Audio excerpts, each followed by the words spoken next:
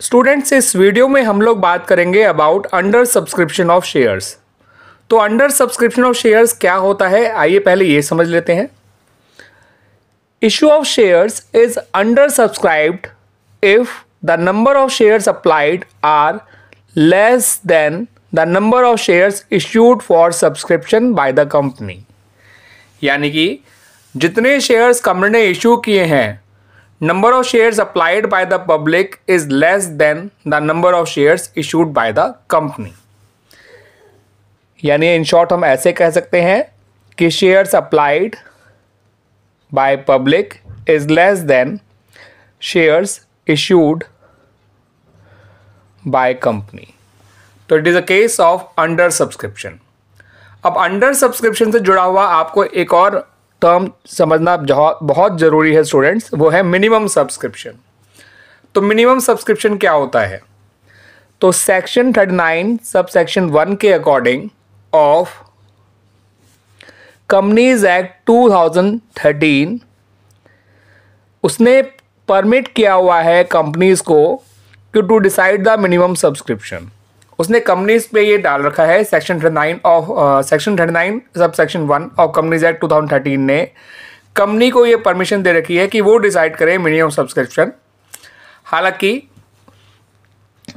जो सेबी है उसने प्रिस्क्राइब किया है कि मिनिमम सब्सक्रिप्शन जो है वो 90% ऑफ द शेयर्स इशूड होना चाहिए। यानी कि अगर कंपनी 1 लाख शेयर्स के लिए इशू मंगाती है या 1 लाख शेयर्स के लिए एप्लीकेशन इनवाइट करती है तो मिनिमम 90,000 एप्लीकेशंस आनी ज़रूरी है।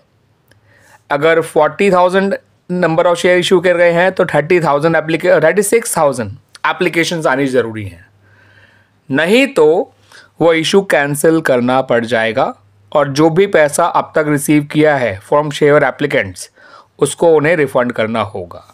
अगर कंपनी का इशू मिनिमम सब्सक्राइब नहीं होता है, यानी 90% सब्सक्राइब नहीं होता है, एटलीस्ट उससे ज़्यादा हो जाए ठीक है, फुली सब्सक्राइब हो जाए अच्छी बात है, ओवर सब्सक्राइब हो जाए तो कंपनी कुछ और रास्ता निकाल के शेयर्स अलॉट कर सकती है, जो हम आगे पढ़ेंगे। लेकिन अगर कंपनी का इशू 90% भी सब्सक्राइब नहीं होता है तो जितना भी सब्सक्राइब हुआ है वो सब्सक्रिप्शन कैंसिल करना होता है और जो भी पैसा कंपनी ने अब तक रिसीव किया होता है फ्रॉम द एप्लीकेंट्स, उन्हें हम शेयर होल्डर्स तो भी नहीं कहेंगे, उसे जो है रिफंड करना होता है। ठीक है स्टूडेंट्स, और याद रखिएगा स्टूडेंट्स, हमें यहाँ पे सेबी गाइडलाइंस को ही फॉलो करना है, सेबी की दी हुई गाइडलाइंस को ही फॉलो करना है अपने क्वेश्चंस में। तो जब भी इशू अंडर सब्सक्राइब्ड हो तो ये अपनी तरफ से चेक कर लीजिएगा कि 90% एप्लीकेशंस आई हैं या नहीं आई हैं। ठीक है स्टूडेंट्स, ये मैंने आपको बता ही दिया अभी कि अगर मिनिमम सब्सक्रिप्शन रिसीव नहीं होता है तो कंपनी को अपना अलॉटमेंट जो है वो कैंसिल करना होता है, इशू कैंसिल करना होता है और जो भी पैसा मिल चुका होता है उसे रिफंड करना होता है टू द सब्सक्राइबर्स। और एक और ख़ास बात कि अंडर सब्सक्रिप्शन में जब कंपनी को मिनिमम सब्सक्रिप्शन जितना अमाउंट या उससे थोड़ा ज़्यादा ठीक है, मगर अंडर सब्सक्रिप्शन है मगर मिनिमम सब्सक्रिप्शन अचीव कर चुके हैं, ठीक है, तो ऐसे में जो एंट्रीज़ बनाई जाएंगी वो जितनी एप्लीकेशंस आई हैं उनसे बनाई जाएंगी सारी एंट्रीज़, एप्लीकेशन की, अलॉटमेंट की, कॉल की, ठीक है, ना कि जितने शेयर कंपनी ने इशू करे हैं। ठीक है स्टूडेंट्स, क्योंकि जितने भी लोगों ने अप्लाई किया है सभी लोगों को फुल अलॉटमेंट पक्का हुआ होगा in case of under subscription. मेरे कहने के मतलब को और अच्छी तरह समझ लीजिए कि सपोज कंपनी ने 20,000 शेयर्स के लिए एप्लीकेशन मंगाई थी, एप्लीकेशन आई 19,000 शेयर्स के लिए, जो कि 90% से ज़्यादा ही होता है, 95% होता है।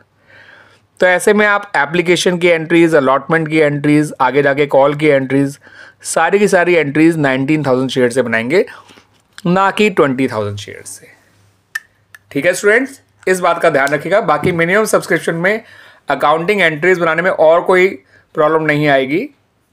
जैसे आप issue of shares in case of full subscription में एंट्रीज बनाते थे, बिल्कुल उसी तरह से अंडर सब्सक्रिप्शन में भी एंट्रीज बन जाएंगी, बिल्कुल सारी की सारी वैसी ही। बस फर्क सिर्फ इतना है कि सारी entries number of share applied by the public से बनेगी, not by the number of share issued by the company. Clear students?